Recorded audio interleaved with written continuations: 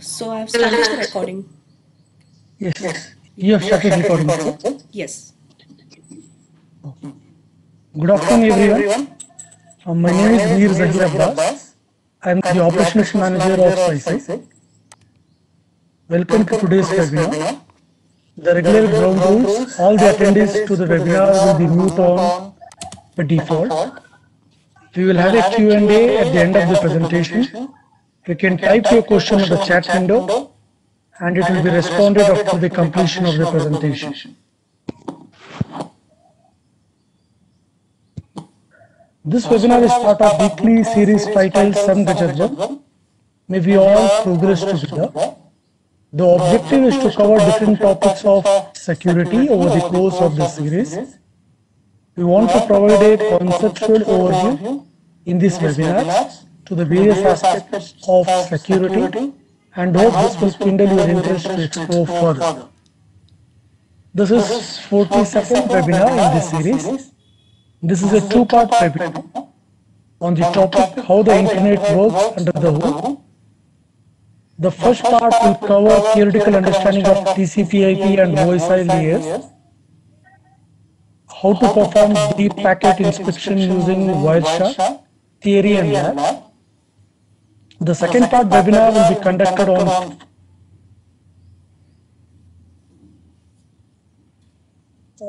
captured packet in Wireshark, how to analyze captured packets.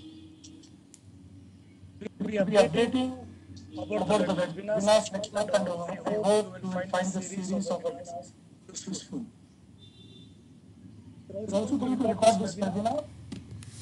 The recording will be uploaded on the SciSec YouTube channel, so you can always refer back to your data if necessary.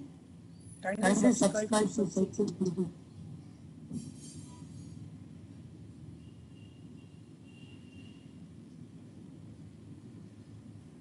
We will have an assessment process part of the webinar, the 1st of September. Today's webinar, all participants will be getting the certificate of participation. At the end of the webinar, we will be asked to provide the feedback on the webinar, and the certificate of participation will be shared tomorrow. Kindly provide the genuine feedback.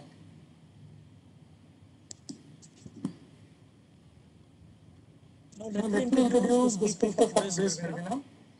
It is great to have Ms. Sumita with us today.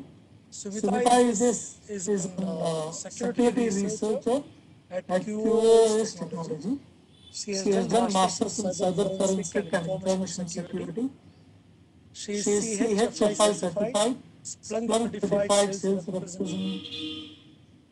Nearly 4+ years of experience in network security as a security researcher. She is a core team member of Purple Synapse, expert in network forensic tool Wireshark. She has conducted workshops and training on Wireshark for professionals and students in top university. Splunk Professional Services support developers of QoS technology testing, the network security and analytics platform. And support QoS tracking and analyzing TCP dump captures and help them close the ticket faster. She has created biggest database of 1,000 questions on Wireshark, packet analytic tool, published research paper on forensics using feedback approach and call logs. Her core competency is Wireshark tool, forensic tools like FTK and autopsy, Splunk deployment. Now I will hand over to Ms. Sumita to take you through the next part of the webinar. Over to you, Ms. Sumita. Yeah. Thank you. Thank you so much, Abbas, for the brief introduction. Uh, so, so this is me, Sumita Norshetty. So I was prepared for my introduction, but Abbas really he presented me well. So, okay. So this is me now. Let us start with the agenda. What we are gonna cover for today's class, today's session. So I hope you guys will enjoy, and it will be very knowledgeable session for you guys. So let me start sharing my screen. Uh, so okay, Abbas, can you just help me? Like, I'm not able to share my screen, so can you just allow me the access?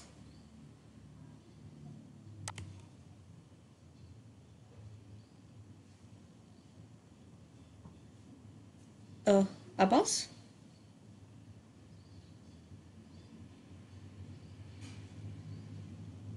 am I audible? Yes, you're audible. Yeah, can you just allow me to share my screen? Like, so I, like it shows grayed out. So Just try it out now. yeah, now I'm able to share.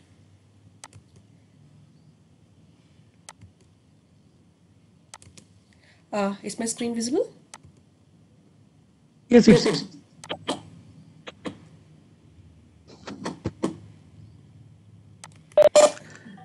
visible. Yeah, thank you. So today's topic will be how the internet works under the hood. So this is me, Sumitana Shetty.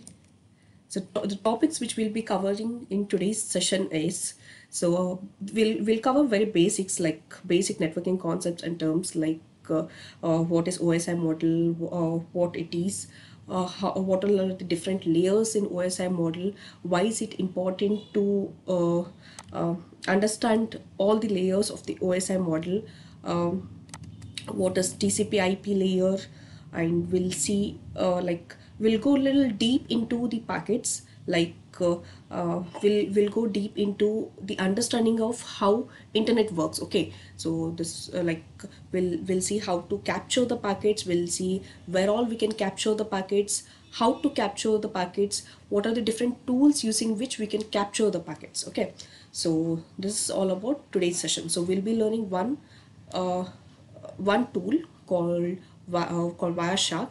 It's a most worldwide used tool. Okay, so networking components. I guess like by seeing this image, you guys can relate few of the things like it's a PC, a router, this NIC cards. So all I guess all most of you are a little familiar with the what do you call the image, I can tell. So okay, so I'll be covering uh, I'll be like going a little slow. So if I'm going too fast, you can just let me know. Like I can slow down my speed. Okay. Let's start with the first component, which is a endpoint device. Okay. So the PC, a personal computer. The endpoint device can be your personal computer, your desktop, your mobile, your tab, or any other devices which is connected to the internet. Okay, those are the endpoints which we like use it in our daily basis.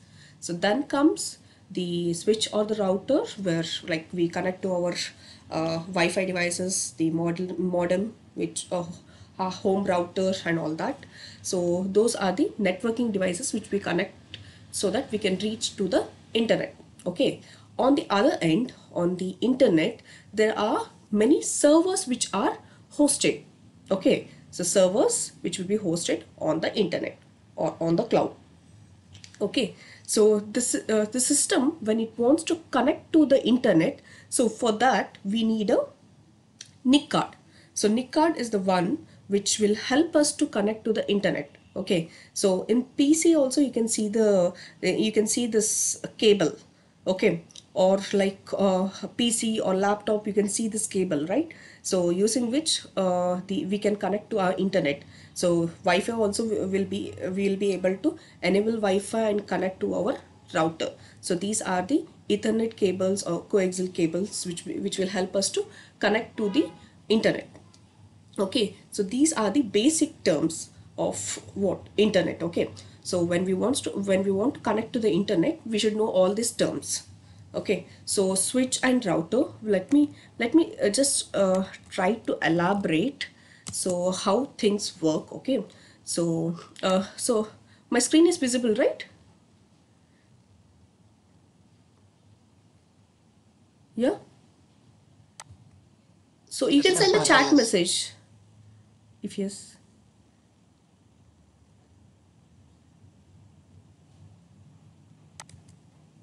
So I just want to like have this session as an interactive session. So I want all of you to participate also in this.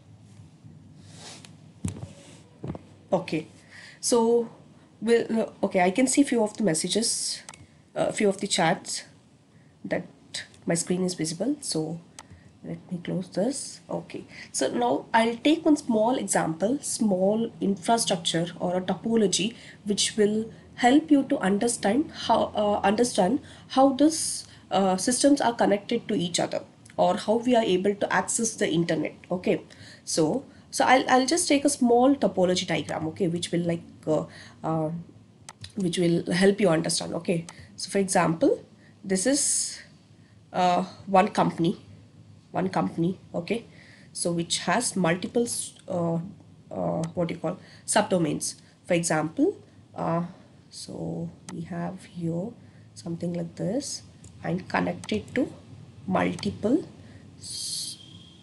departments. For example,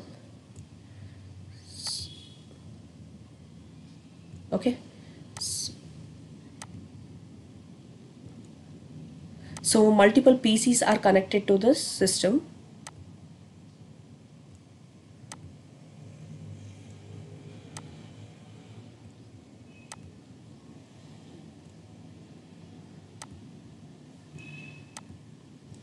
For example, this.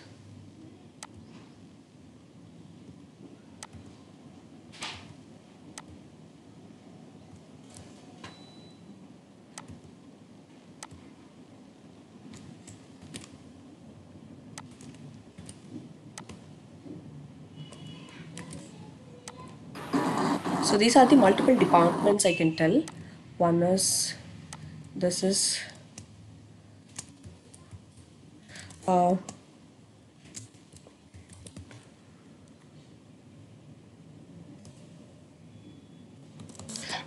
one will give management zone,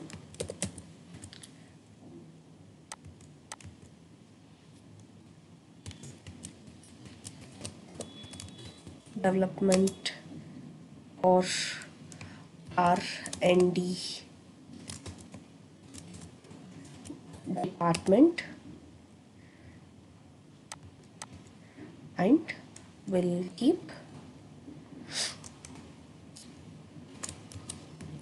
training zone. Okay, so this, for example, this is LAN 1, LAN 2, LAN 3. Okay, so three different zones which will be connected to the switch.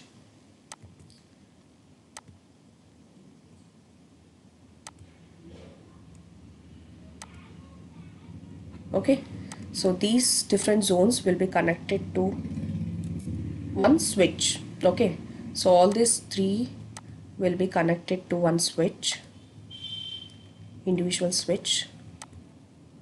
Okay, then different networks, if this particular network, LAN 1 network people or any employee wants to communicate to any R&D person, or if there is any server which is hosted on R&D on LAN 2 network, then what they have to do is they have to go through one switch router, and then they'll be able to communicate to each other.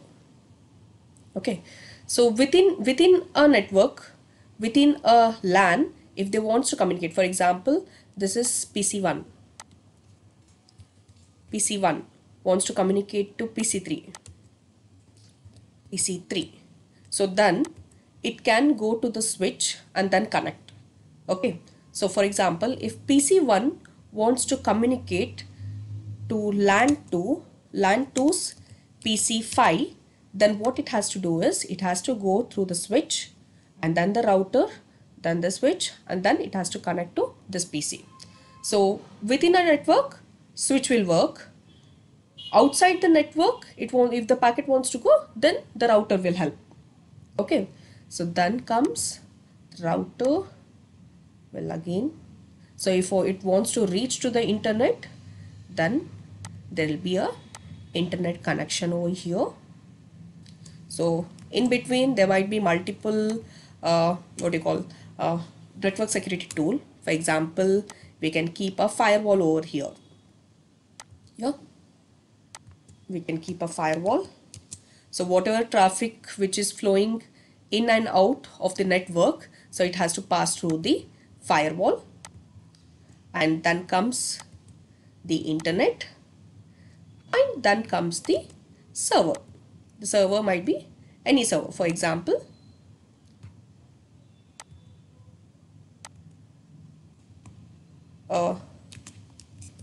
Twitter. Okay, so if you want to connect to the Twitter website, so then, for example, PC1 wants to connect to the Twitter. So PC1 will send a packet to the switch, and the router, it passes through the firewall. It'll see if this PC or this network is allowed to access the Twitter server or no. If the rule is written to allow the access, then it passes the traffic through the internet, and then it connects to the Twitter server. Then the response will be same. So Twitter server will respond back, and the packet comes here, and then from the router to direct to the PC switch and the PC.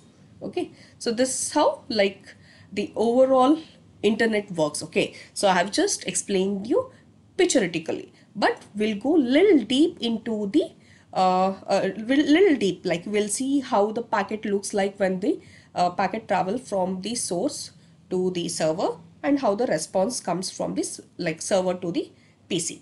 Okay, so let me go to the slide. Okay, so I guess like I hope you guys understood like what I was trying to explain. So can you just send a chat message? Just yes or no. Are you with me?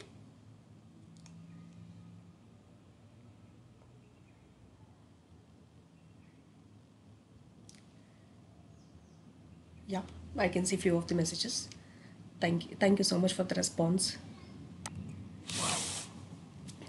Okay, so now let's go to the next topic, which is OSI layer. So OSI layer is a standard format. Okay, so all these networking components which we see in our day-to-day life has to follow this OSI model. Okay, it's a standard format. So let's start with the application layer. Application layer is a front-end layer where all this HTTP protocol, HTTPS protocol will rely. Like you can, what you see from your naked eye. Like for example, when you open your browser, you open gmail.com, then that is the application layer. For example, can you see gmail.com? Sorry, we'll go to some other website. Let me go to incognito mode. Okay, so gmail.com. Okay, so this is, can you see here? So this is the application layer. Can you see? It's a secured, it's a HTTPS web page. Okay, so this is the what do you call, the application layer. Then comes a presentation layer. Presentation layer takes care of the encryption, the encryption plus the representation of the data. Then comes a session layer. Session layer takes care of in-host communication. So all this layer, I'm just giving you the theoretic information. In the next slide, we'll see how this, like we'll take one example, and then I'll explain you how OSI layer works in a real world. Okay, the transport layer takes care of the communication, like whether it is a reliable communication or not reliable communication. Then comes network layer. Network layer helps us to set the IP address. It takes the source IP address and the destination IP address where the packet should reach, the destination IP address. Then comes the data link layer. Data link layer takes care of the MAC address. It takes the source MAC address and the destination MAC address. So destination MAC address will not be the server's MAC address. Okay, so it will be the immediate next hop's MAC address. So this destination MAC address keeps on changing until we reach the server. A physical layer takes care of the communication, how the communication is, whether it is wire, wireless and all that. So physical layer will take care of all this. So then comes, so I hope you guys are understanding. So okay, so the next slide, which is how the data is there on the each layer. Can you see here? Application layer, presentation layer and the session layer. In all the three layers, data will be as it is. There will be no change in the data. Okay, but when it comes to the transport, data is converted to segments. If there is too much of data, it chunks the data so that it can like transfer it over the medium. Okay, then comes the network layer. The data is in packet form. Data link layer, frames. Physical layer, it will be in a bits and bytes. Okay, so this is the representation of the data. So now comes a TCP IP layer. I guess most of you are aware of this, but still, let me explain once again. So I have told you, right, data representation or a data flow. In the data flow, application layer, presentation layer and the session layer, data will be as it is. There will be no hampering in the data. So it this is a OSI layer model. The TCP layer TCP IP model is derived from OSI model. So application layer, presentation layer and session layer together is called as an application layer in TCP IP. Transport is as it is, network also is as it is, and the data link layer and the physical layer together is called as network interface layer. So this is a TCP IP layer. Now comes OSI model in the real world. How OSI model works or a TCP IP model works in real world. For example, we'll take a small example called Gmail. Okay, so I guess like all of us uses Gmail in our day-to-day activity. Okay, so let me take that example. So we in application layer, we open a browser, we write gmail.com and we compose one mail. Yeah, we compose one mail telling like to address from will be there. We'll write a subject, we'll write a body of a email, and we'll try to attach one attach a document or a PDF or whatever sheet, Google sheet we want. We'll try to attach that and then click on send or submit so that the mail goes to the opponent person. Okay, so now in application layer, we just open a browser and then write all these things. Presentation layer, for example, it takes care of the representation of the data and the encryption. Okay, so the mail, what we have just written on the application layer, right? When the packet or the data goes to the next layer, which is a presentation layer. For example, if we have attached one doc file, okay, so now the doc file will be, for example, the file name is network.docx. Okay, so the docx will be attached to that like what you call the attachment file, so that the opposite person, when he wants to read the file, he has to read the file in the same format, right? So that's the reason representation of the data is very important. Then comes encryption. So however, Gmail, whatever the cipher suit it exchange, that depends on presentation layer. Now comes a session layer. For example, we have opened one browser and we have opened one tab.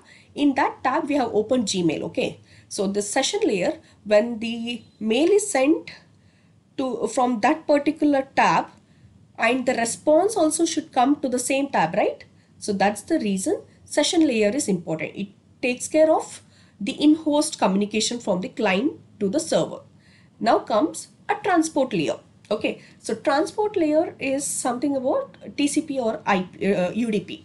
So now Gmail is a reliable communication. When you send a mail to the server, we get a response back that the mail has sent, or we'll at least get a response that if whatever the mail we have sent or a email ID we have sent, if the email ID doesn't exist, right? So we get a bounce back mail telling that whatever the mail ID you have written given does not exist at all. So that's how the reliable communication takes place. So Gmail is a reliable communication. When we are sending a mail, so we get a response back, or else if the mail is not being reached to the server, we even get a response back telling that the email ID doesn't exist at all. Okay, so you can try once if by giving a wrong email ID. Okay, so you'll get a bounce back message telling that the email ID doesn't exist. Now comes the network layer. Network layer means the IP address of the source machine and the IP address of the destination IP.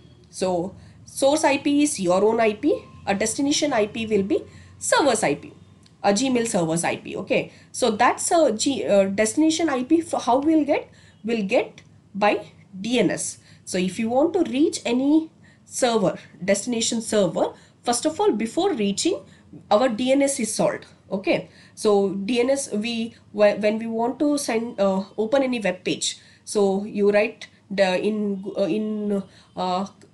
in your browser, what you write is www.gmail.com. Okay, so before going to gmail.com, what will happen is your host machine will send a request to the DNS server. So DNS server will respond back giving you the IP address of the Gmail server. Okay, so I guess all these things, whatever I'm trying to tell here, we'll do it in the lab using Wireshark. Okay, so that for that time, I guess it will be very interesting for you guys. So the network layer will get the destination IP with the help of the DNS server. Okay, now comes our data link layer. Data link layer takes care of the MAC address. So MAC address, source MAC address will be your own MAC address. So destination MAC address will be your next hop's MAC address. Okay, so when the packet reaches here, then the destination MAC address will change to the again next hop's MAC address. Again, when the packet reaches here, then it again the destination MAC address will change to the next hop's MAC address. It changes until the actual destination reaches. Okay, then comes the decryption, physical layer, again the data link layer, network layer, transport layer, session layer, presentation layer, and on the server side also again we'll get a pop-up message that you have got the new message in your inbox. Then the opponent person will click on open, and then he can view the data with the help of a presentation layer where the format of the data is there. Okay, so this is how the data this is how the what do you call, the communication takes place in the real world. Okay, so any doubt on this particular slide?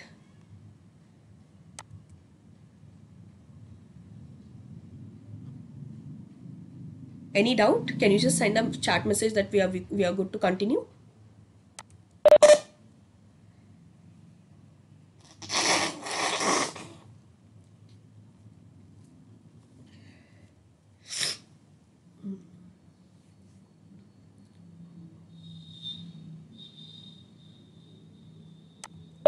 So I can see Adarsh, Chinmaya, Akshay has sent a message that we can continue or no doubts. Okay, so we are good to continue. Okay, so now comes what is a need of a packet capture. Okay, till now what we have done is we have understood how the what do you call, the communication takes place so far. Okay, so there's one more thing which I can tell before going to the slide is, so So like whatever the communication we are sitting here and doing in India, right? So when we want to reach to a different country or the server which is hosted on a different country, so with the help of submarine cables we do all this communication. Okay, so India also, like I'll just show you the diagram.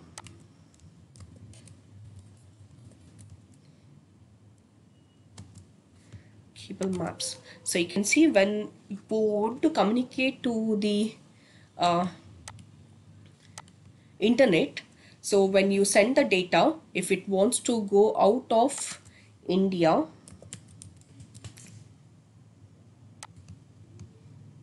can you see India is right here.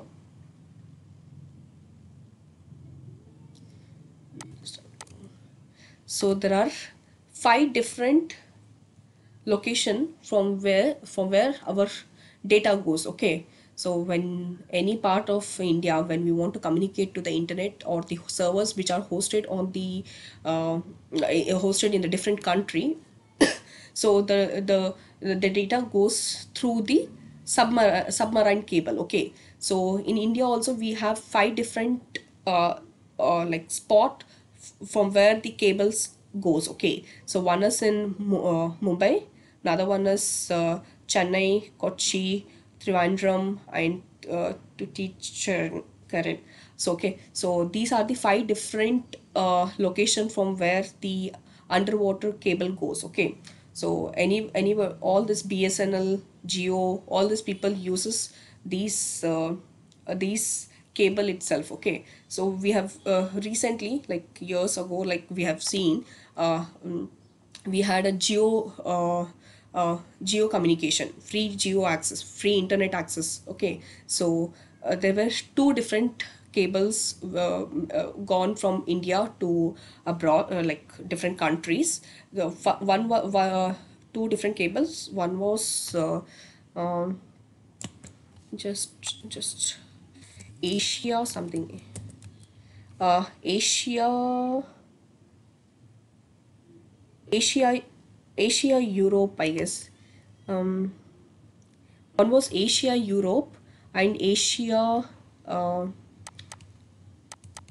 yeah, India Asia Express, and one more was India Europe Express. So there were two, India Asia Express and India Europe. Just hold on a second. Sorry. So this one, so India Asia Express and India Europe Express. So Ambani used these 2 different uh, cable to give us a free internet connection. So just to give you a heads up, I have told this. Okay, so next we'll go to the next slide. So why we need to capture the packet. So now we'll go little deeper into the packets. We'll now see why we have to capture, how we can capture, what are the different tools using which we can capture the packets. Okay, so now um, okay, what is the need of a packet capture? So why we need to capture the packets? So for example, you sitting in one company and you want to access the internet. Okay, so you want to access the internet, and for example there's one server which is down, or I don't know what is wrong with your internet, you're not able to reach a server. Okay, so what you will do, what are the basic troubleshooting you do is, what you do is you see the IP address, whether the IP address in the is in the given range or no. You'll see whether your default gateway is given, or you'll see whether the DNS is whatever the DNS you have given is correct or no. So all these are the basic things what you check.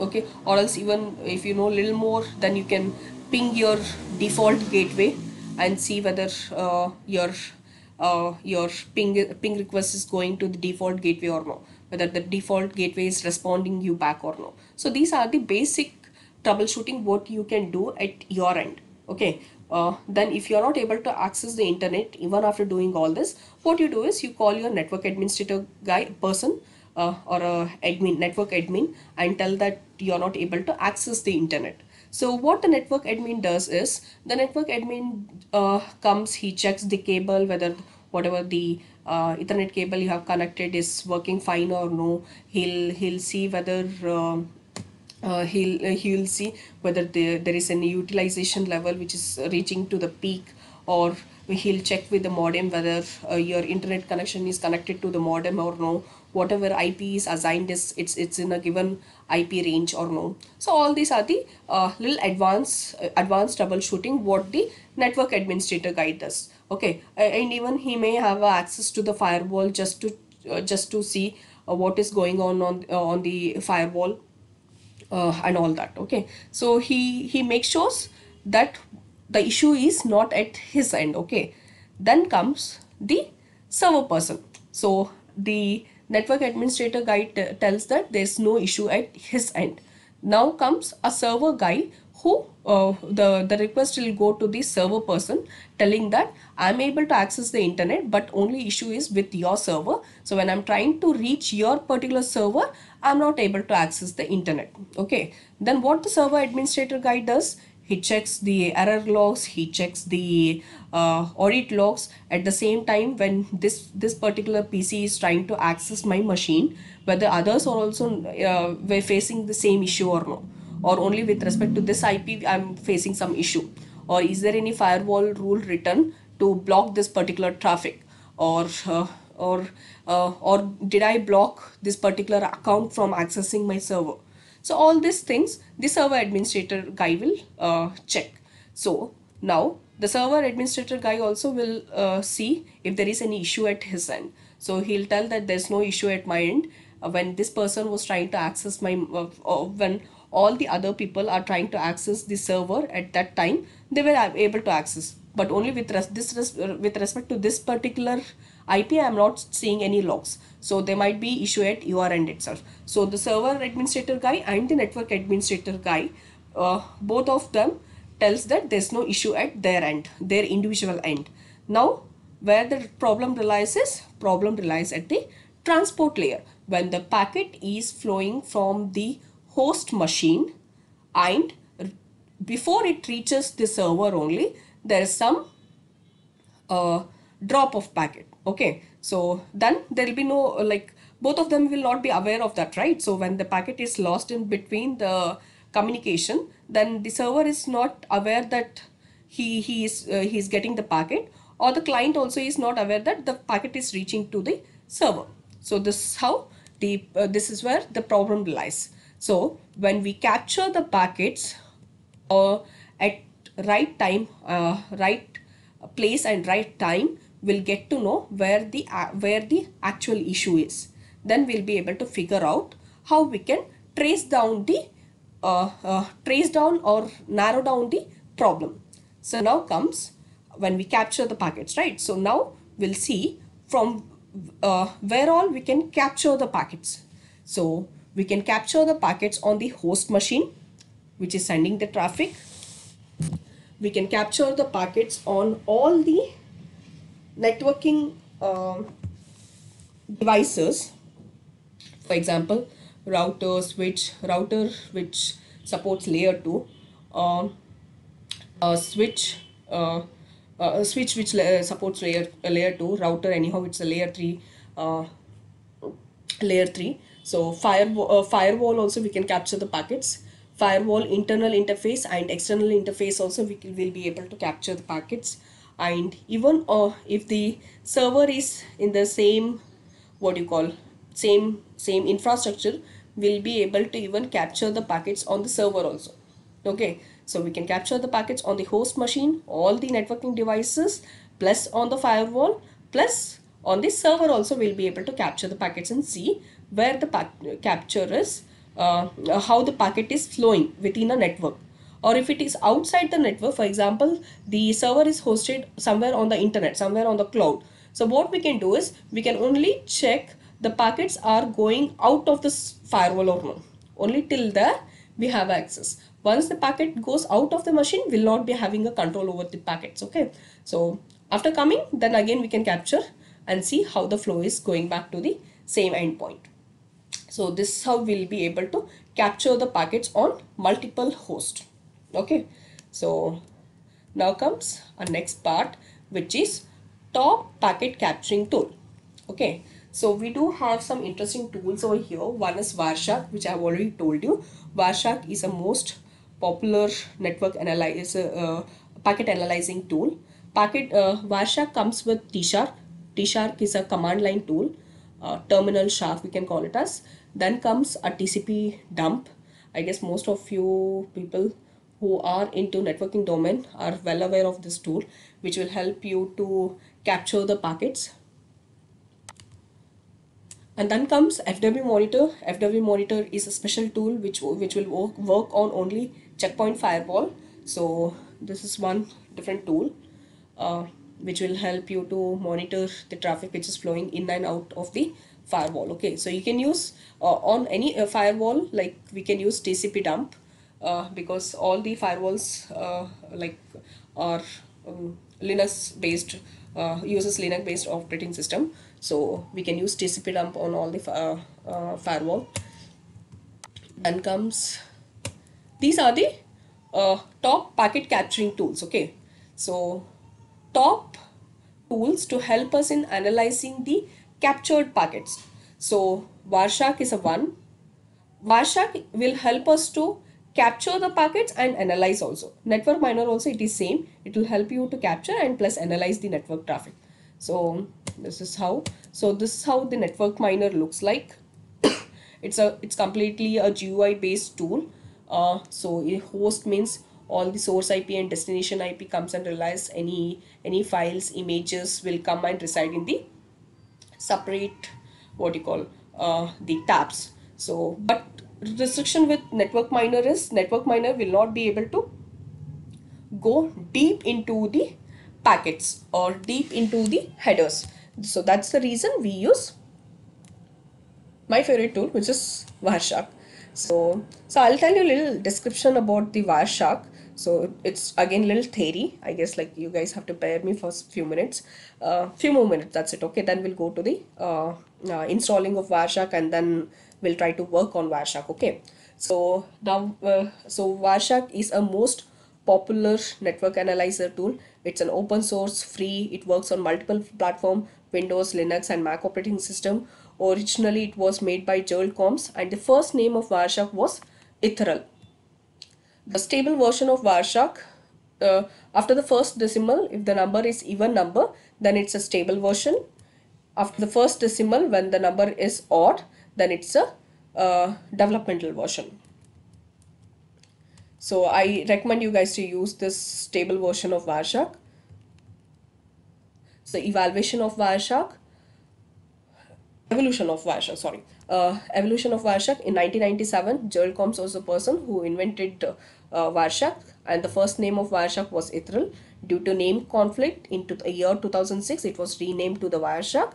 People, when they start recognizing Wireshark in the year 1998 and 1998, the major like people started using and they started writing dissectors and the plugin. So and in the year 2006 there was a major release for of Wireshark 1.0, and 2015 there was a major release 2.0. So now we are currently using 3.0 version. So this is about evolution of Wireshark. So how does Wireshark works? I guess you guys are aware of this particular icon. Can you just ping me what is this icon? So in the first slide I explained you what is this icon.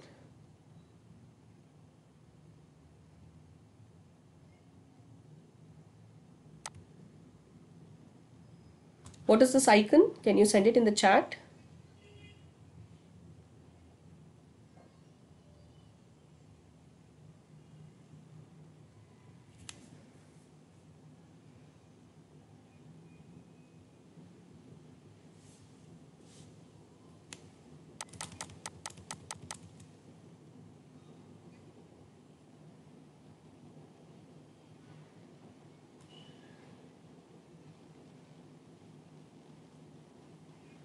I can see few of the messages. Like one is asking what is UDP protocol, and another one is asking can we capture packets with wireless networks or no? Can Wireshark help us to capture packets on wireless network? So yes, it helps us to capture the Wi-Fi packets also. So I got one answer from Akshay. He's telling it's a network cable. So I'll be answering your question by at the end of the session. So related topics will take it right now. Okay. So okay, yes, it's a cable. It's an Ethernet cable. Okay, so your PC is connected to the Ethernet cable. There is a driver which will help us. One is okay. WinPCAP is a Windows driver.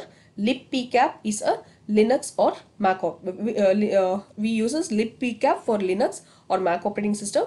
For WinPCAP, it is for Windows. It is WinPCAP. Then comes a capture filter. So we can restrict a capture over here. For example, if you want only HTTP packets, we can put a filter over here. Or if you want to restrict only the DNS packet or ICMP packet, we can put a filter over here. So if you want to capture everything, you don't have to put a filter.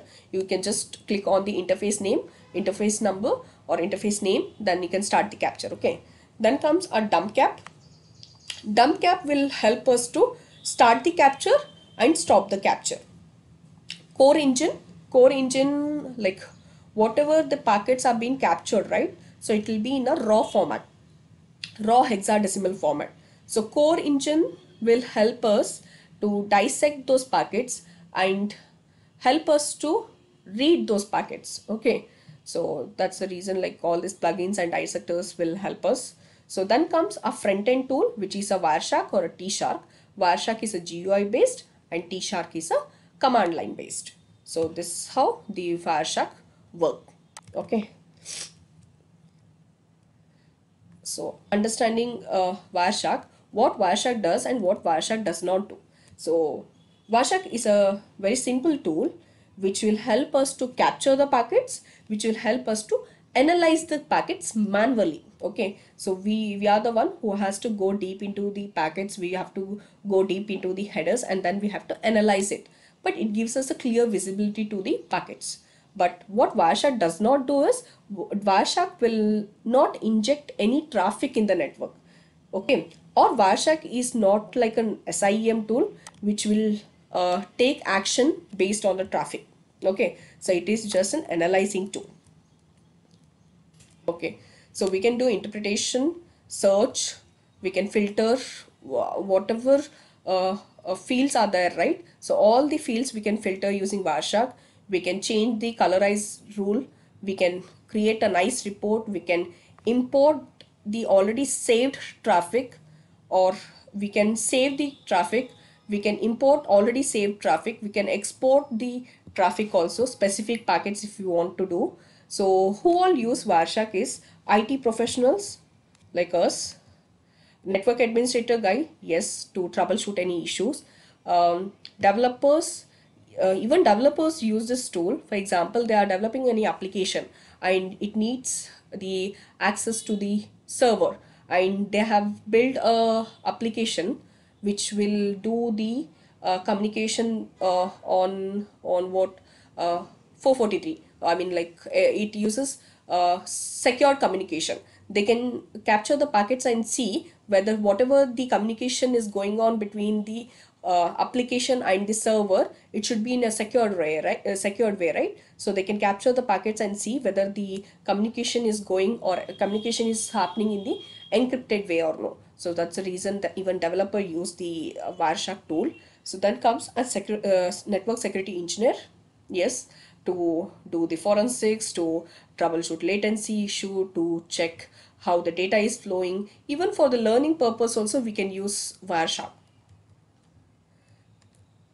Okay, so now comes analyzing network traffic. I already told you, like we can detect errors, we can troubleshoot performance problem, we can understand the network, we can understand how the packets look like, how the protocol works, how the network, how the communication takes place. So all this will be able to learn with respect to Wireshark. Okay, so now Wireshark supports over 850 different protocols. So you can just imagine it supports wide range of protocols. So it can be HTTP, HTTPS, ICMP, ICMP, DNS, all these for firewall protocols also, like IPv4, IPv6. We can capture the packets on Ethernet, Wi-Fi, uh, Bluetooth, DHCP, DNS packets, RIP, Bridge Protocol, OSFPF. All these protocols were supported by Wireshark.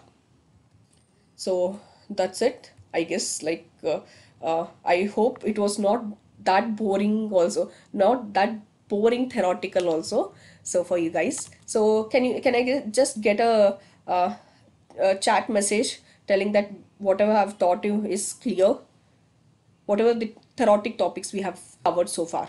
So is it clear?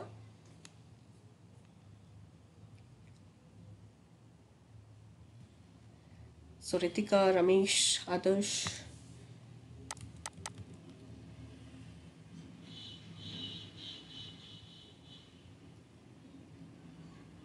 Yes, we can. Ramesh is asking whether we can analyze LDAP and SMB also. Yes, we'll be able to analyze those packets also, those protocols also.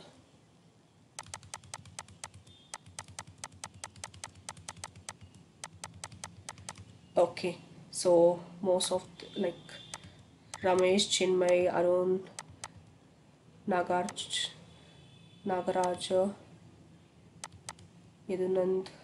So I guess like most of them have sent a message that they are clear. So there was one message with respect to UDP packet. Okay, so let me cover that UDP also because it comes under theoretic. I guess I have missed that topic. So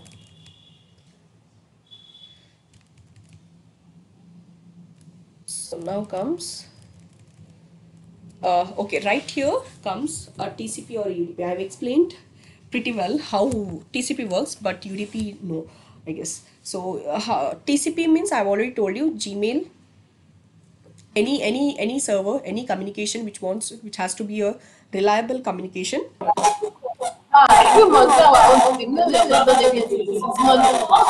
Sorry, there is See, Gloria, consider us now. Now only that system can get this your own has wire shark. Abba. This one has wire shark. No be our fault now. Okay. So there was some disturbance. So okay. Okay. Yeah. So I explained pretty well how TCP works, or how what TCP protocol TCP takes care. Now comes a UDP. Okay. For example, Gmail is a best example for reliable communication which uses TCP. Okay. Now comes a UDP. So UDP takes care of not reliable communication. So not reliable means the communication will still be there, but if there is any drop of packets or if there is any lag or latency, still the communication takes place. For example, your video call, your WhatsApp video call, whatever, we are using a WebEx now, right? So even WebEx uses UDP packets. So when we start capturing the packets, you'll be able to see whatever the WebEx packets are there, right? So it will be in a UDP packet. So Zoom, WebEx, all this works on the UDP protocol. Okay, so it is not reliable, but it depends on the application. For if you want, for example, if there is any disconnection of the network, then if you want to end the session, then you have to go for a TCP. If there is any lag or a delay, then if you still want to communicate with that person, or the application should run. For example, your WhatsApp audio call. Okay, so WhatsApp audio or WhatsApp video call, when you do the WhatsApp audio call or a video call, when there is a network lag, so it shows as a reconnecting, right? So the connection will still be there, but there is some issue with the network, so it shows as a reconnecting, but later on we'll be able to hear the voice. So that is how this reliable and not reliable. So all this WhatsApp audio, video, Zoom, WebEx, all this uses UDP. But when it comes to TCP, TCP is a reliable. When you want to send a mail, okay, so if you want to send a mail or you want to access any web page, so all this should be a reliable communication. If, for example, if you want to access one server and you want to see that server's web page, so obviously it should be a TCP protocol. Okay, so if you are able to reach the server, then we have to view the web page also, or else it shows us no internet connection. Okay, so this is a difference between a TCP and the UDP. Am I clear?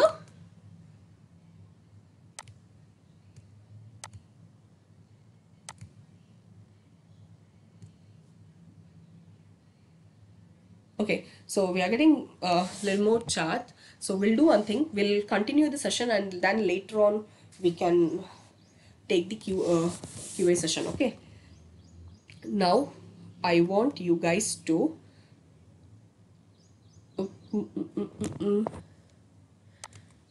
install Wireshark on your host machine. Sorry, yes. Sorry, just give me a minute.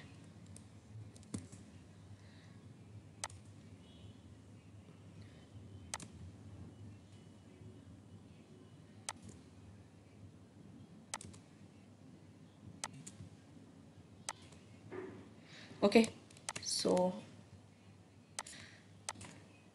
how to download Wireshark is go to wireshark.org. So I'll be sending it in the chat so that you don't have to struggle much.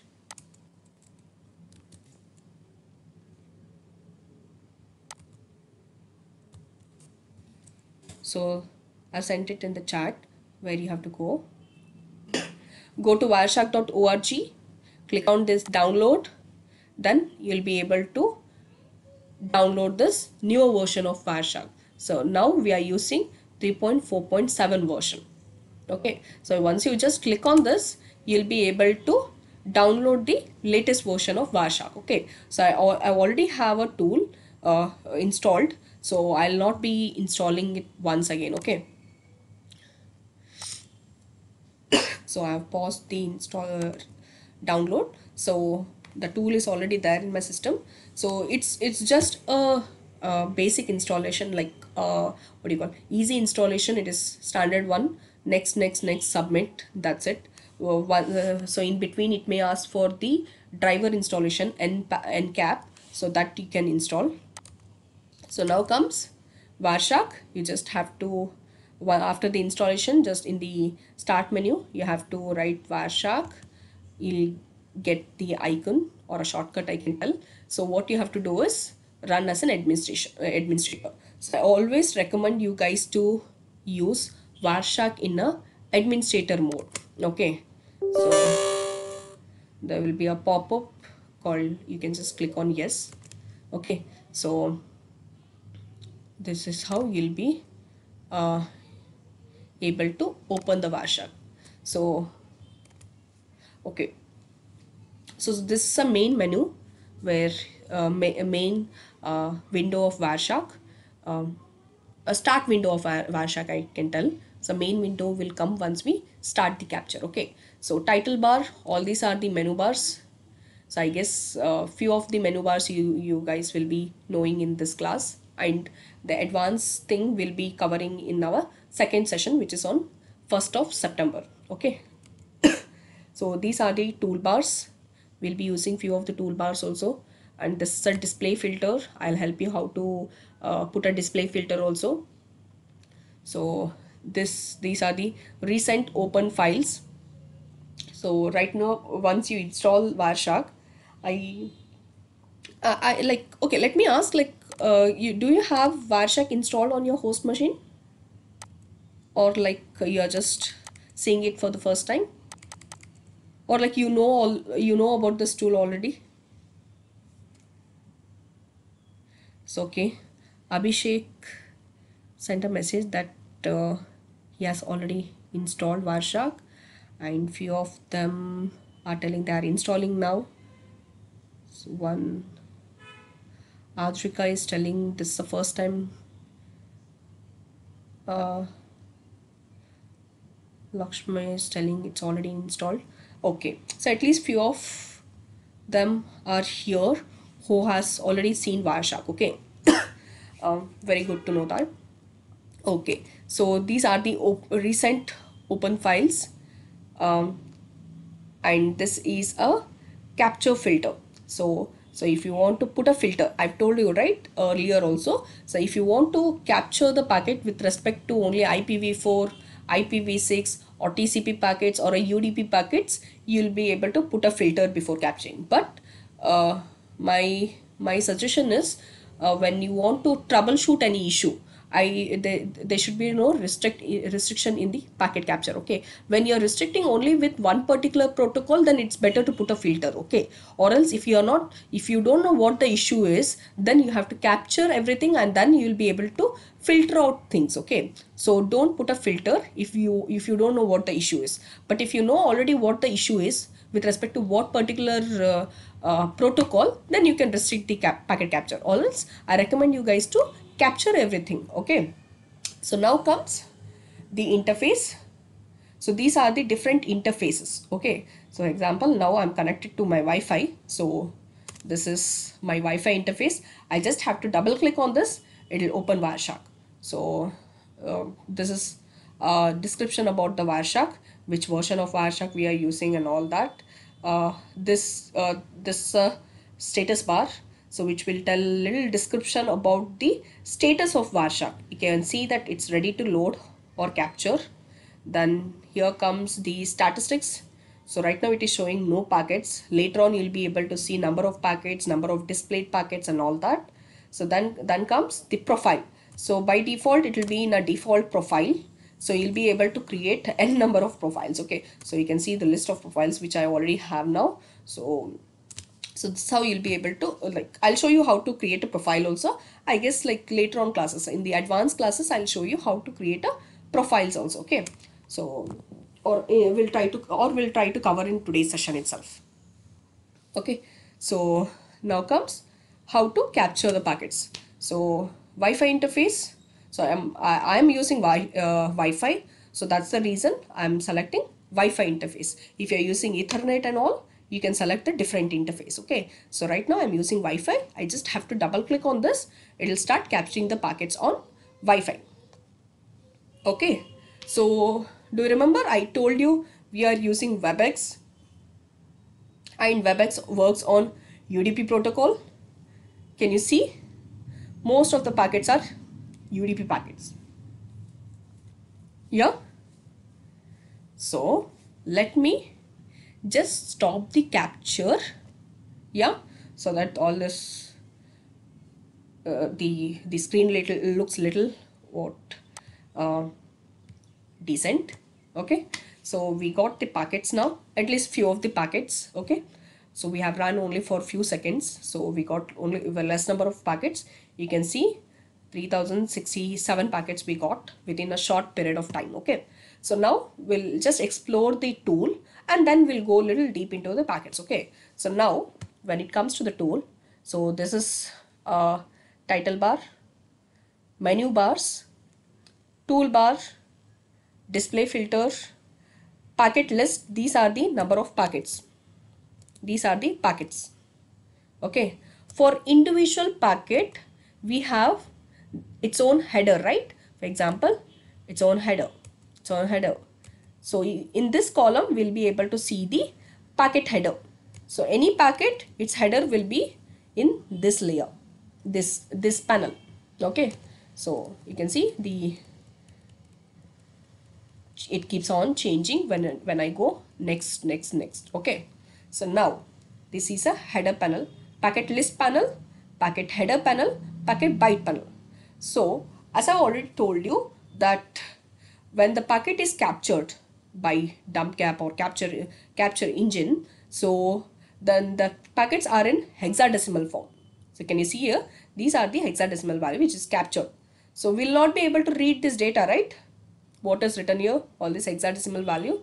Yeah, so when the packets are captured in the raw format using dissectors and the plugins, it will be in a proper format and then we'll be able to read the packet. Okay, so this is a raw hexadecimal value which is being captured, and it converts to the actual header and the packet. Okay, you can see individual header. So this is a complete frame. You can see down panel, the complete packet is, a complete header is selected, complete byte is selected.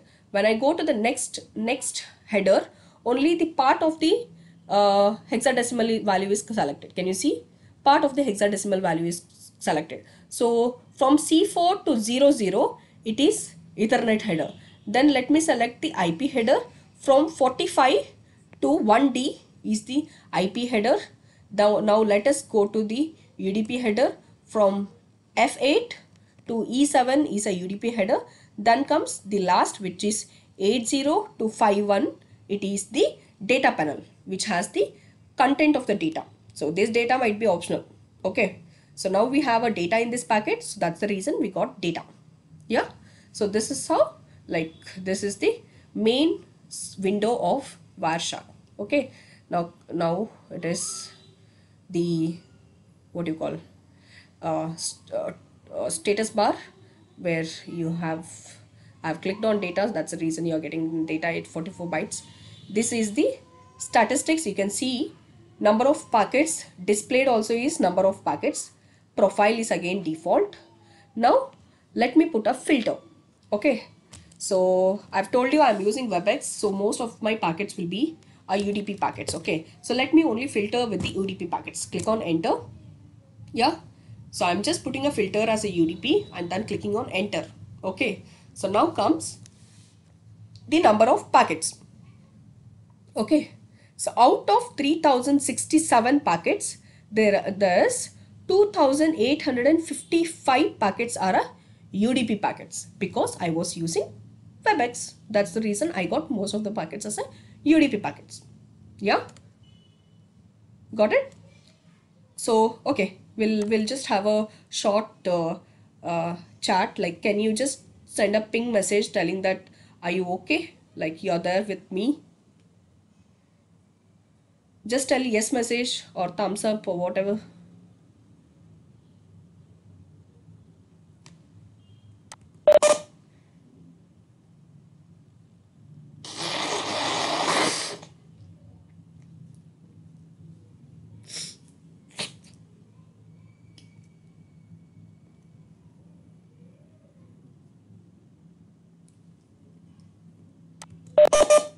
Yeah, I can see people sending yes message. Great. So happy to see that chat. Okay. Okay. So now this is how you put a filter also. If you want to see how many TCP packets are there, you can just write TCP and click on enter. You'll be able to see TCP packets, UDP, yes. If you want to see how many R packets are there, just write ARP. You'll be able to see how many R packets are flowing in your network. Then comes ICMP. ICMP is same. Just write ICMP and click on enter.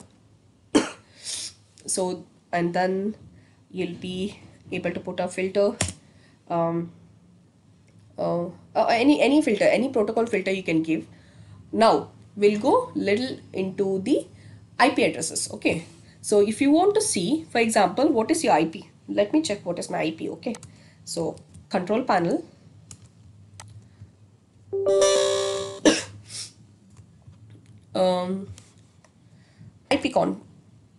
IP config. So IP config will tell me what is, how many adapters are there, what is the IP address and all that. So right now I'm using IP Wi-Fi. So you can see my IP address is 192.168.29.36. Okay. So let me put a filter, ip.addr equals to the IP address. Okay. Click on enter. So this will tell me how many IPs are, how many packets are there with respect to my own IP address. So you can see out of this much, these many packets are with respect to my own IP. Okay. So now I want to see how many outgoing packets are there with respect to my IP. Okay. So for that, what you have to do is you have to write ip.src equals to your IP. So this will show how many outgoing packets are there with respect to your IP. You can see source as your IP and destination as multiple server. Can be any server, okay? But source is your IP. This shows the outgoing packet. So your machine is sending packets to different servers, different destination IP. So you can see 86% of data or packets are sent are a outgoing packet.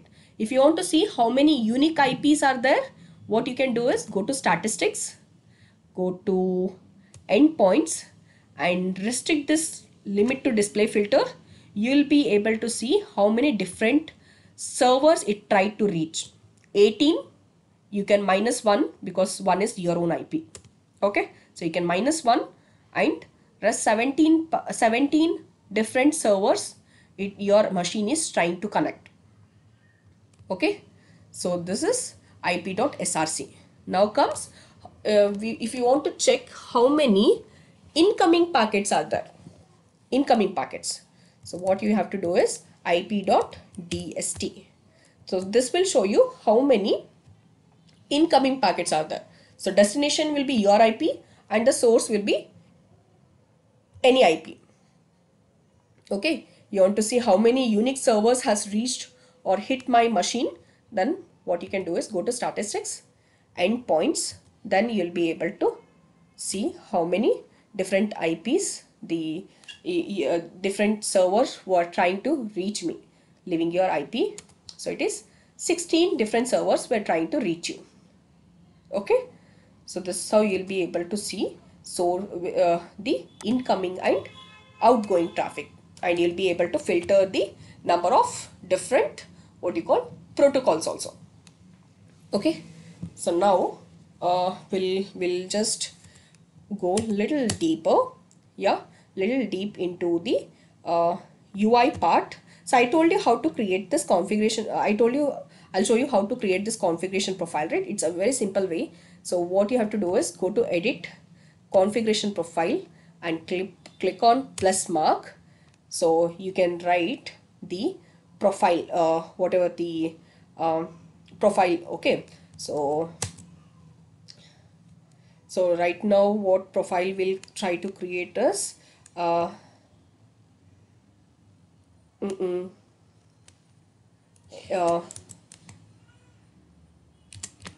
networking.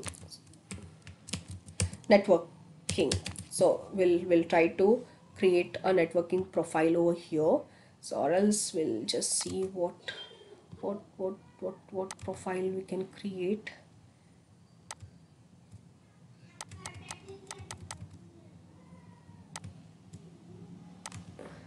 So we'll try to remove this.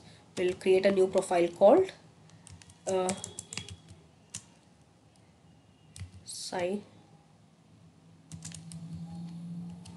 okay, so click on enter.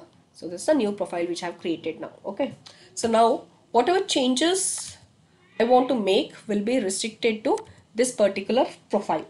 Okay, see, so I've created the new profile. It will be in the default mode. So whatever changes I can do it in this particular profile itself. For example, I want to add the port numbers. So source port, so you can see here number, time, source, destination, protocol, length and info column is there. But if I want to add more columns, for example, destination source port and the destination port also as a column, you can do right click on the header field, click on apply as a column, then you can see source port is added. Now destination port also, if you want, apply as a column. So destination port, source port, everything you can add. Okay, for example, you want to change the UDP packets color. So click on view, go to colorized rule. So these are the UDP packet color. So it's in light blue color. So if you want, you can change the UDP packets color also. So I'll change little different color. We'll keep it in a yellow color. Click on enter. Okay, so all the UDP packets will turn to yellow color.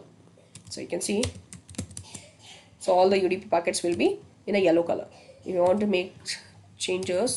So you can just go, just switch the tab, switch the profile, all the changes will be applied to this profile. Okay, so you want to change the time format also, click on view, time format.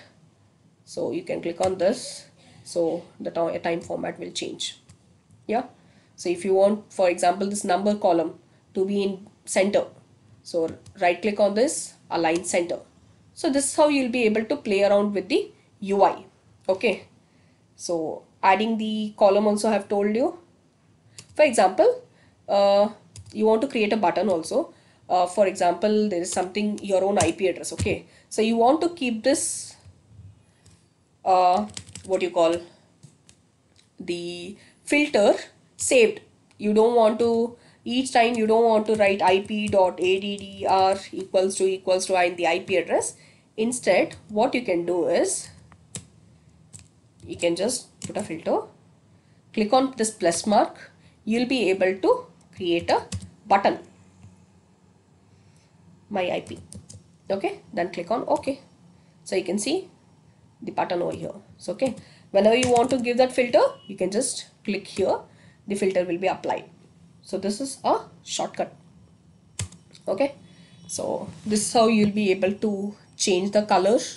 You'll be able to add your own what you call, a column to this, and you'll be able to see the header. This layout also you'll be able to change. Okay, go to view, edit, preferences,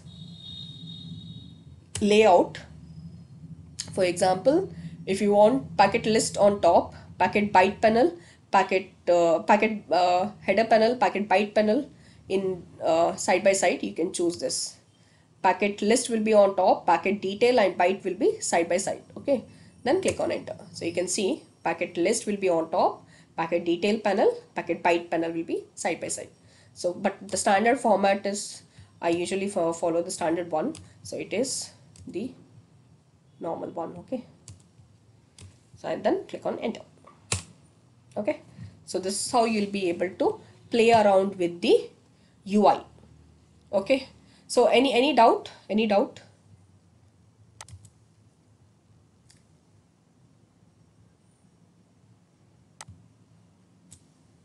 so can I just get a chat message as no, any doubt?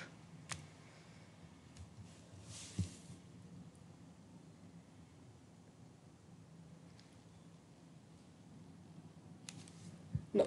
Okay, okay. So, okay, I guess we have only 4 minutes left. So we'll have a short QA session, okay? So can you just send me a chat message if you have any doubt or question? Abbas, you there? Hi. Yes, let me stop sharing and we'll have a short QA session.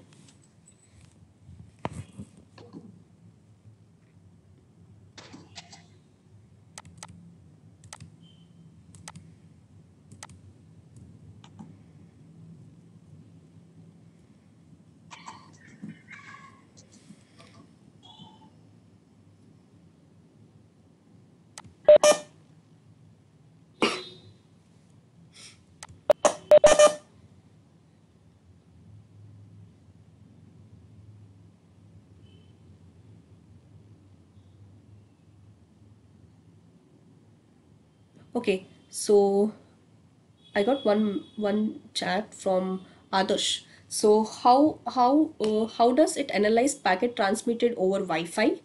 Does it have uh, does it have to install on wireless devices, example phone or tablets? Okay, so best answer for this is, for example, if you're using a PC or a laptop, you'll be able to install Wireshark on that host machine. Okay, but when you're using a phone or a tablet or any kind of a different medium or an endpoint, then if it then what you have to do is you have to capture the packets on the router. Okay, so different routers have different tools. We can capture the packets. Using those tools we'll be able to capture the packets. Okay, but we'll not be able to install Wireshark on that host machine. Any other questions?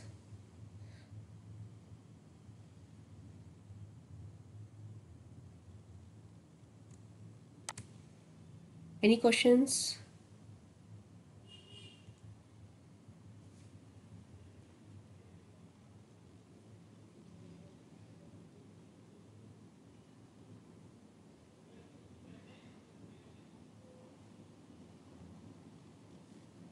So let me see the chat.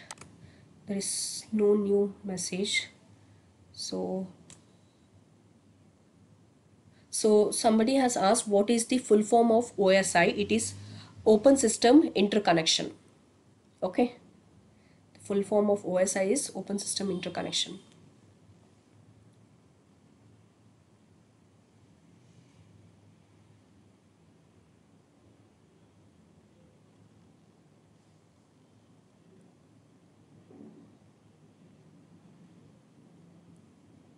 Then any new? Okay, so I got few questions.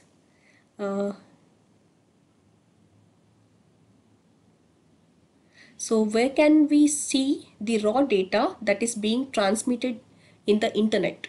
Okay, so raw data is it flows on the third layer, layer 3, which is a network layer, using this dump cap or a capture engine. We'll be able to capture those packets. Okay, so whatever capturing we are doing, we can capture the packets on layer 3. We are capturing the packets on layer 3.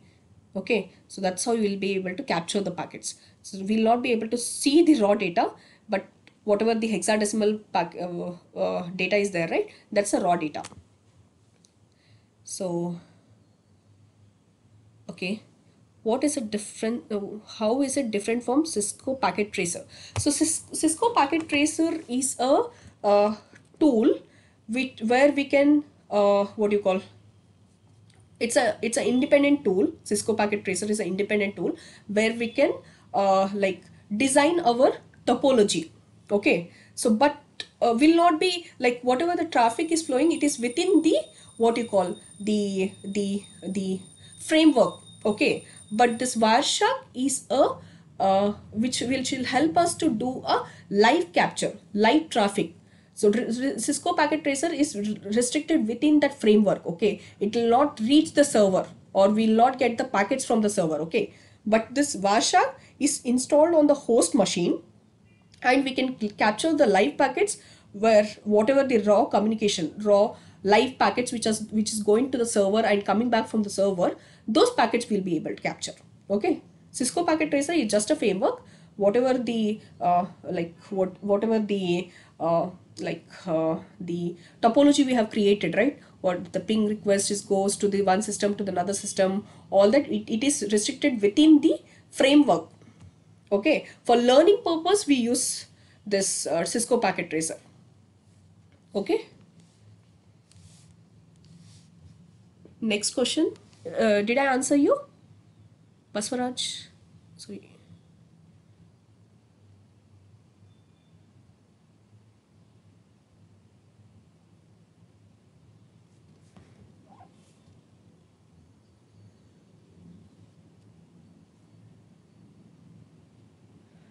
So okay, there's one message. So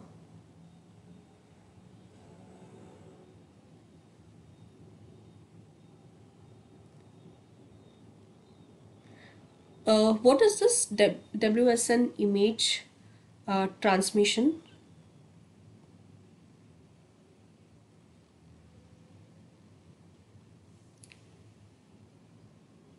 Okay, it's a wireless sensor network, right? So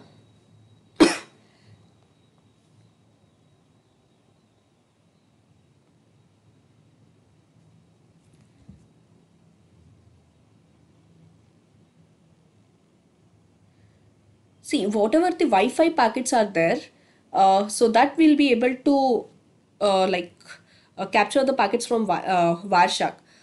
Simulation means, I guess it depends on the tool, whatever tool you are using.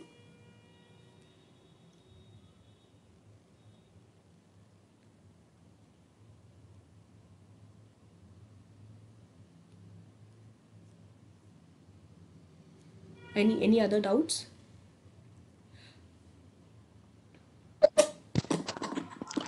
Okay. I think that's it. Yeah. Thanks, Sunita, for a wonderful session. I think there is a very good interactive session today. The participant acknowledging about the clarification what they have understood the topic. I And hope I they will have request all enjoyed the session, Abbas. right. Yes, it was interactive session today. Thank you Okay, so much. it was a great session, Sunita. Yeah, I think thank you. the second session will also be really good. Thank I think the maximum people will attend the session. I will request all the participants that please provide your valuable feedback. The link is provided in the chat window. The certificate will be sent to the participant tomorrow once we upload the WebEx report. Kindly attend the part 2 webinar that will be on 1st of September. Once more, thanks a lot to Sumita for organizing this, presenting this session. Thank you. Thank you Thank so you. much, I Abbas. think Thank you so you'll be much. sharing the recording, right? Yes, I'll be You sharing will the be sharing recording the recording. shortly. Yeah. Oh, thank I you. hope you Thank you. all enjoyed the session and it was very interactive and fun session, fun with learning, I can tell. So I hope to see all the participants and more participants in my next coming session, which is on 1st of September. So thank you so much, Abbas, for organizing all this event, and it was a great to know you guys. Yeah, Thank you. Thank yeah, you. thank you. Oh, right.